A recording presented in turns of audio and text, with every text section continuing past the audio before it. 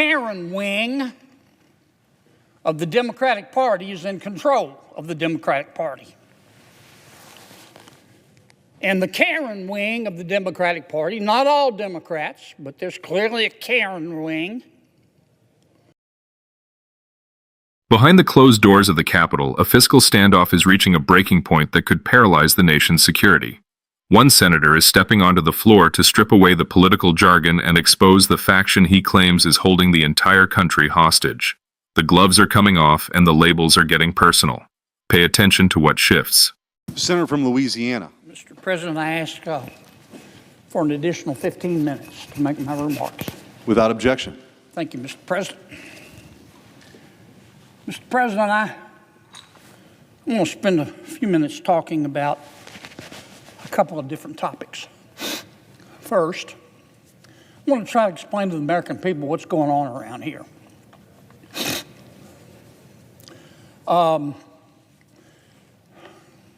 Some people are going to try to tell you, American people, that what we're engaged in is a rational discussion of how to use scarce taxpayer dollars to fund the Department of Homeland Security. Now, that's not true. Wish it were. The Department of Homeland Security is about to shut down. We don't know how to get it back open. What does that mean? It means ICE will be shut down. We've got some ideas about how to keep it operating. They have enough money. It means TSA will be shut down. They're not going to be paid. That'll impact airport travel. Coast Guard be shut down. FEMA, God help us if we have a natural disaster, it'll be shut down.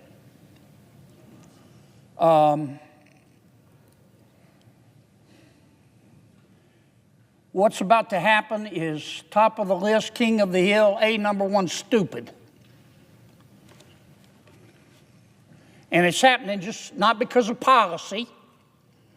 It's happening because of raw gut politics. If you could see what I see, your gag reflex would be permanently triggered. Here's what's going on.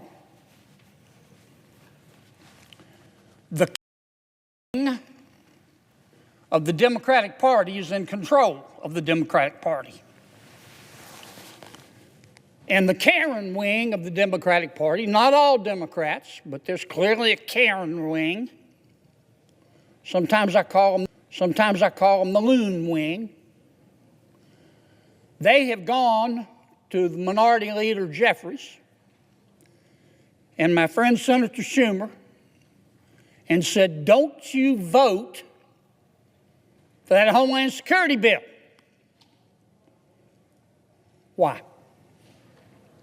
Because the Karen wing of the Democratic Party wants to defund ICE. Now, we've seen this vampire movie before.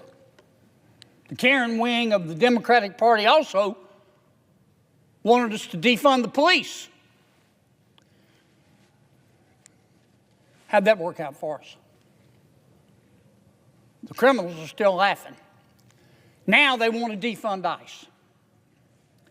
And Senator Schumer and Minority Leader Jeffries, two good men, they've made a bunch of unreasonable demands that no person with a brain above a single-cell organism would vote for. It would put handcuffs on ICE. That's just a fact. And they know that. I'm not going to vote for them. Sure not going to vote for them with a gun to my head. Now, but I'll tell you the reality. We could go to Senator Schumer and the minority leader in the House and say, okay, we accept every one of your conditions. The Democrats still are not going to vote to keep DHS open. I mean, I don't blame Senator Schumer for trying, but he's kind of wandering around here like one of those Roombas. He looks like a man who's lost his luggage at the airport. The atmosphere in the chamber just shifted from a policy debate to a psychological autopsy of leadership. Kennedy isn't just arguing against a bill, he's suggesting that the highest-ranking Democrats are effectively paralyzed by their own radical flank. By using the Roomba analogy, he's painting a picture of a party leadership that has lost its internal compass and is simply bumping into walls until the clock runs out. This raises a massive question. Is the shutdown a failure of negotiation or a deliberate sacrifice for internal party optics? If the leaders can't lead their own caucus, who is actually running the country? High-urgency comment hook. Is Kennedy's Karen Wing label a fair critique of modern party dynamics, or is this just high-level political theater designed to distract from the real issues? I mean, he's making these demands, and if we accepted them, we're not, but if we did, he couldn't deliver the votes. Because nobody on my side of the aisle wants to defund ICE. And that's what this is all about. And some of my colleagues are trying to pretty it up. Lots of play acting. They might be late, a little late for getting their name in for the Academy Awards, but maybe next year.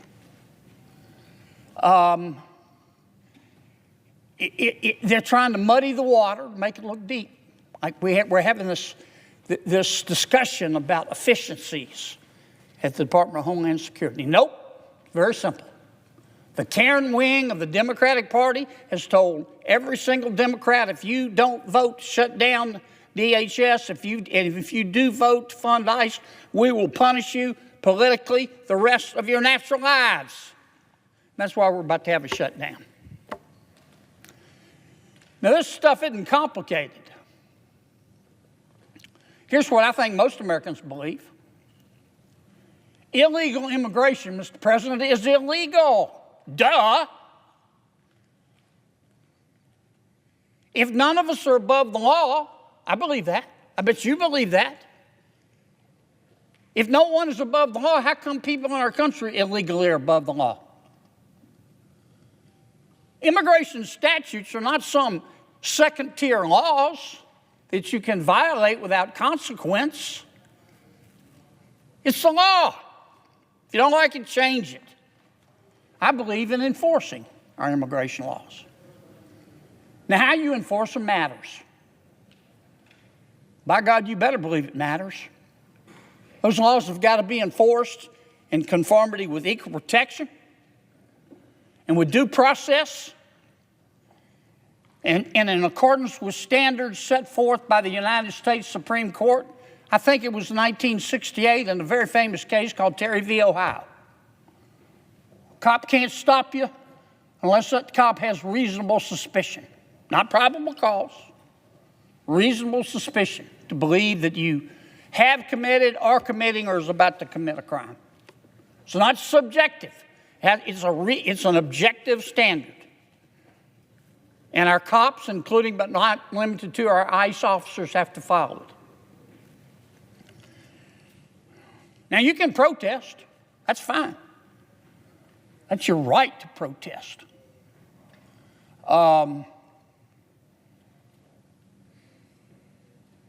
You don't have the right to protest violently. You don't have the right to harass an ICE officer. You don't have a right to spit in his face. You don't have a right to threaten his children. You don't have a right to get his home address and go to his house and try to harass his family. You don't have the right to block the street so the ICE officer can't get through. You don't have the right to kick out a cop's tail light.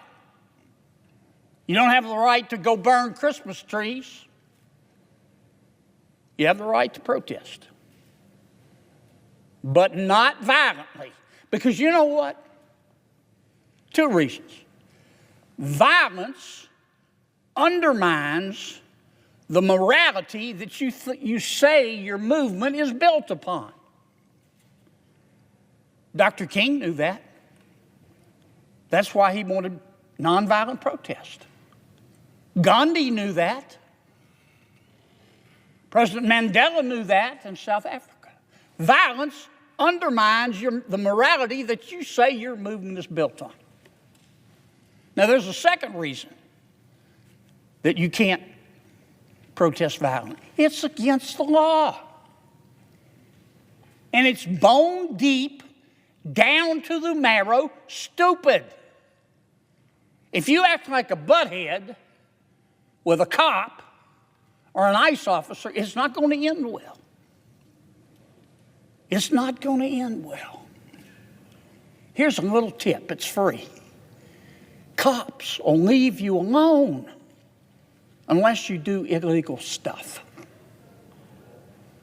And that's what this debate is all about. I hope we get it worked out. I don't want to see flights stop. I don't want to see FEMA not be able to respond. I don't want to see the Coast Guard have to shut down. But the Karen wing of the Democratic Party is the cause of this. And they're going to have to accept the fact that the law is the law, or they're going to have to get the votes to change it. Because the American people see immigration like they see the front door of their home. Most Americans lock their front door at night. Why do they do that? They don't lock their front door at night because they hate everybody on the outside. They lock the front door at night because they love the people on the inside. And they want to know who's coming into and out of their home. And that's the way the American people see our borders. Legal immigration, great. We admit more people, more of our world's neighbors, to come to America and become part of us every year than any other country. And the whole world knows it. That's why everybody wants to come here. When's the last time you heard of somebody trying to sneak into China? I want to come here. It's called legal immigration. But you can't jump the line. You got to fill out the forms and be properly vetted. You can't just come in. Now, President Biden didn't follow the law. That's why we're in this mess today. We don't know how many people he let in. I'm not saying they were all bad people. I don't know. That's the point. We don't know who they are. I don't even know the number. Anywhere from 8 million to 15 million. Some of them were bad people. But we don't have the slightest idea who they are. And we don't know where they are. And that's why we have the rule of law. And that's why we have ICE. And that's what's going on. What we just witnessed was more than a floor speech. It was a masterclass in populist framing designed to collapse complex federal policy into the language of the kitchen table. When Senator Kennedy equates the American border to a locked front door, he isn't just talking about immigration. He's tapping into a primal sense of domestic security and the fundamental rule of law that supposedly binds a civilization together. It's a powerful rhetorical device because it forces the opposition to argue against the very concept of a home, making any nuance in immigration policy look like an invitation to chaos. But here is what nobody is asking. Is this focus on the Karen wing a genuine identification of a power shift? Or is it a calculated distraction from the structural failures of the budget process itself? Think about what this means if you are sitting on the other side of this. To the Democrats, Kennedy's Karen label is likely seen as a reductive, perhaps even sexist dismissal of legitimate concerns regarding civil rights and the conduct of ICE. Why now? That is the question. Why has the rhetoric shifted from budgetary constraints to vampire movies and single-cell organisms? It signals a total breakdown in the professional courtesy that once allowed the government to function, even under duress. On one hand, supporters see a hero finally calling out the radicalization of the left, a man brave enough to say that illegal means illegal without blinking. They see a common-sense leader defending the men and women in uniform who are being spit on and harassed. On the other hand, critics argue that this is nothing more than play acting for the cameras, the very thing Kennedy accused his colleagues of.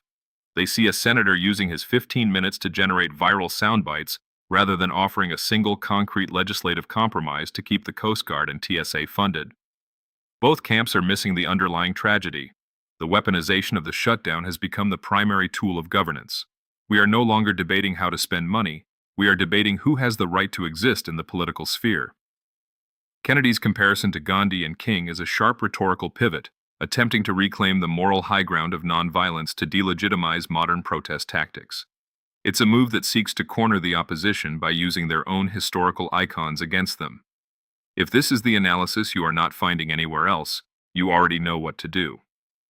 The stakes of this stupid shutdown, as Kennedy calls it, go far beyond a few weeks of missed paychecks. It's about whether the American system can survive a climate where the other side isn't just wrong, but is characterized as a vampire or a butthead. This story is not finished, because as long as the front door remains the central metaphor for a globalized world, the tension at the threshold will only continue to rise. Thanks for watching. Subscribe, share, and comment below with your take on the Karen Wing debate.